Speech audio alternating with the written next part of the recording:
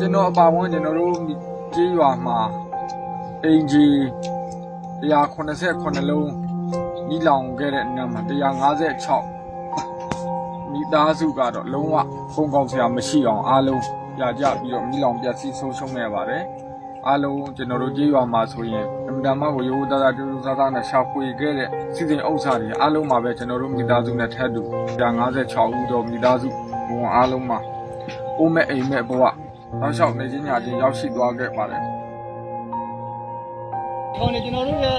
ကြေးရွာကိုအတင်းစစ်ကြောင်းထုတ်ဝင်နေကြဘုန်းကြီးကျောင်းထဲမှာအတင်းဗီလာတောက်တည်နေတဲ့ဘုဘိုးတွေကိုအတင်းပြစ်ပြီးတော့တာကာယူတယ်နေရာယူတယ်ဒီကျောင်းပြန်ထွက်သွားတော့ကျွန်တော်တို့ရှိတဲ့ကြေးရွာထဲမှာရှိတဲ့အင်ဂျီတွေကိုတိုက်ပွဲကျဆိုင်မှုမဖြစ်ပွားဘဲနဲ့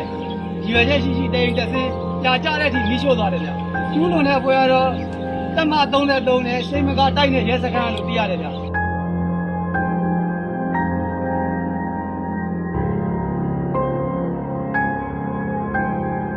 လာပိုင်း၄ရက်နေစစစ်ကြောင်းထုတ်ပြီးတော့မိစုပါတယ်အဲ့မှာမိစုတဲ့နေရာမှာတောင်လေးတောင်အနေနဲ့ပြည်စီပြည်စီတော့မိစုတယ်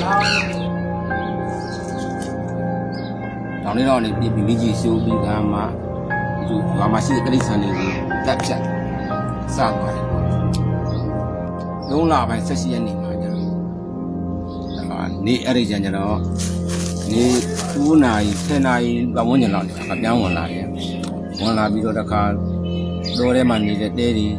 မိဘတဲ့ပြည်သူတွေစစ်ဘေးဆောင်ပြည်သူတွေနေတဲ့တဲတွေကိုလိုက်မိရှို့တယ်အဲ့မှာရှိတဲ့ပစ္စည်းတွေကိုတိတ်ယူသွားတယ်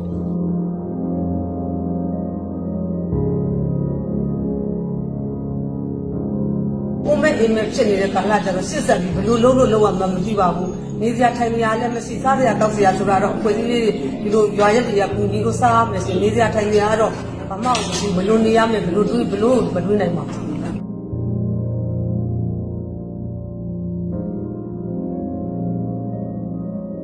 းရွာသားတွေလည်းတယောက်မှမကရဲဘူးဒီချက်မှာသူတို့ရှိရထင်ပြီးတော့မကရဲတဲ့ခါကျမနေ့ကမှတယောက်သားနှစ်ယောက်သားဟိုနာကောင်းပြီဒီနာကောင်းပြီနဲ့ဝင်ကြည့်တာမှဘူးမှမရှိဘူးဆိုမှလာကြတော့ဘူးမှမရှိတော့ဘူးငြိမ်းမယ်ဆိုမှအဲကြောင့်မှဝိုင်းနေရပါဘူး။ရွာထဲမှာလူကြီးတကြီးရွယ်ကို2ယောက်ကျန်ခဲ့တယ်3ယောက်ကျန်ခဲ့တယ်မိန်းသားတယောက်နဲ့ယောက်ျားသားတယောက်ကတော့ကဲထုတ်နိုင်ခဲ့တယ်။တက်90ရွယ်ဦးတယောက်ကတော့မကဲထုတ်နိုင်ဘူးဒီလောင်နေလည်းပါသွားတယ်။ဒီနေ့ကျန်ပြန်လာ2ယောက်ရှိသွားပြီလို့သတင်းကြားလိုက်ရပါတယ်။အဲ့ဒီချိန်ကျမတို့လည်းကြောက်ပြီးတော့ဒီရွာကိုထွက်ပြီးတော့3ရက်လောက်ပုံပုံနေတာကျွန်တော်တို့မိသားစုမှာဆိုရင်ဒါအသက်85နှစ်အရွယ်အဖွားရောက်ရှိတဲ့အနေအထားမှာ